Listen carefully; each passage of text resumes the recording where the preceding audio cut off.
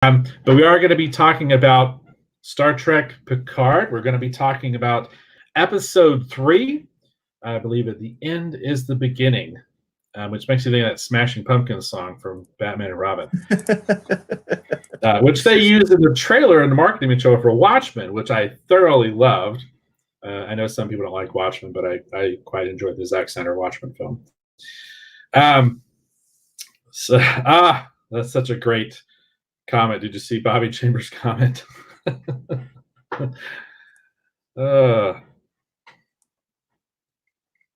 Space, the eventual frontier. That's good. That's a good sum up. I don't think we need to say anything. Yeah, that's a good sum up. That's got it right there. Bobby, you hit the nail right on the head. Yeah. Space, the eventual frontier. Man, that really does sum up my thoughts on this episode very well. Bobby, you hit it. You hit it out of the ballpark as far as I'm concerned. That's a great example of packaging something and selling it where everybody gets it like that. That of course, I don't think they'd want to use that as the tagline for this show, the eventual frontier. Probably not. Probably not. We'll get to Shaban's comments when we get into spoiler territory. We'll get into his stuff, the stuff that I'm going to nitpick to death, and his responses. But let's start out, Dave. Overall impressions. What do you think? Just like the last one, I saw no reason to rewatch this. So I watched it one time. I liked it better than the last episode. I enjoyed seeing Picard in uniform for the little bit at the beginning. I feel like that we haven't spent, like, we kind of know a little bit about this Raffi character because we read the Countdown comic. But even in the Countdown comic, they didn't spend a lot of time with her. And then I watched, we need to stay with initial impressions. Good. We were discussing, but not great. We were discussing that we hope that this third episode, like if you could see all three of them in one sitting, it might bring it together a little bit better. I didn't hate it. It was okay.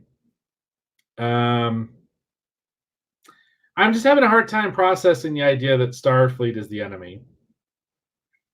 I'm just having a hard time with that at the end of the day. I mean, you can see all the gray hairs in my head. I'm obviously an old dude. So I'm just having a hard time with the concept of Starfleet as the enemy. So that my whole initial impression was it was good.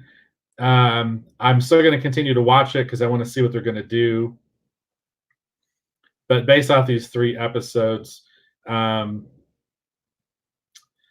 don't know. It's both interesting and dismaying at the same time for me. Maybe by the end of the season, I'll feel differently about it. We have we don't get into it, but that's my initial thoughts. What were your initial impressions of this episode of Star Trek Picard? Well, my initial impression is it's better than episode 2. That was the one thing, because I was so upset with episode 2. I felt a little bit of relief with this one because I felt this was better than episode 2. Comparing it now to episode 2, I can almost now say, yeah, I hate episode 2. Episode 3 is not that bad. You know what I mean? Because one of the things we talked about before and has become very obvious, the premiere, the official premiere that was done, that the cast and crew attended and all that kind of stuff in Hollywood, London, they did the first 3 episodes, and it's very clear the first 3 episodes are a story. You know what I mean? One of the problems with this trend towards serialized storytelling, and we've talked about this off the air, is in my mind, you end up slacking on certain episodes because you're trying to tell the story. And Picard is a great example of the pitfalls of that and how it can really screw an episode up, and also how I think the limitations of serialized storytelling in the quote modern era and in Star Trek. What happens is, you've always had quote unquote throwaway episodes in Star Trek, but at least they were always a coherent story. There's a beginning, a middle, and end. When you do serialized storytelling, you tend to lose that a little bit. And I think Picard is suffering from that because Picard episode 2 is very much sort of a middle episode. This episode there's so much going on. Like I'm almost afraid of how if I'm going to be able to review it properly because it jumps around so much, and it has so much stuff to kind of get done. Because basically we have 2 episodes of setup, episode 1 and 2, and this is the first episode where something actually happens, for lack of a better term, like where we actually get somewhere. And now the story seems to be actually moving. We hope, because apparently the team is not together completely yet.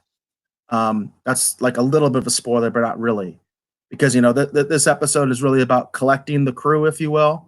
But apparently the crew's not all collected yet, and we're in episode 3. But I will say, when you take episode 1, 2, and 3 together, yeah, there's a story there. Individually, they have a lot of flaws, a lot of weaknesses, a lot of problems. Again, because of the limitations of serialized storytelling, at least in this context. I think there are ways you can make it work. I was thinking about comparing this show to The Mandalorian. And The Mandalorian, at times, I was kind of confused because I didn't quite understand the format. And now I realize what The Mandalorian was doing was they were combining the episodic and serialized format together. So you would have an episode that was clearly part of the larger story of Baby Yoda, but then you'd have an episode that was essentially just a side quest and really had no implications to the larger story at all. And when I think about it, I'm kind of like, I think I like The Mandalorian's approach better than Star Trek Picard so far. I remember that this was pitched as a 30-hour movie. That's the way this was pitched, was that this is going to be like a 30-hour movie. It's going to be 3 seasons to tell the entire story, because it's going to be 10 episodes each season. Of course, it's not going to be quite 30 hours because, interestingly enough, these are not hour-long episodes, which is another gripe of mine. I don't understand that. I had that gripe with The Mandalorian too, that the episodes are too short, but the Mandalorians are even shorter than these.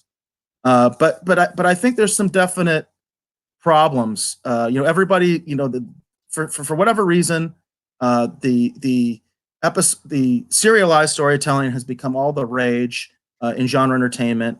I think Game of Thrones has a big reason to do with that because of the massive success of Game of Thrones. But I'm seeing the limitations here, and I'm seeing the problems, especially for Trek, when you're doing this kind of format. Because just like Bobby said, space, the eventual frontier, and that's what this story feels like. If you go through parts 1 through 3, it takes a long time to get to the point where I want to be at. Which in any other Star Trek show, we're already in space in the first episode. And this is called Star Trek, okay? This is Star Trek.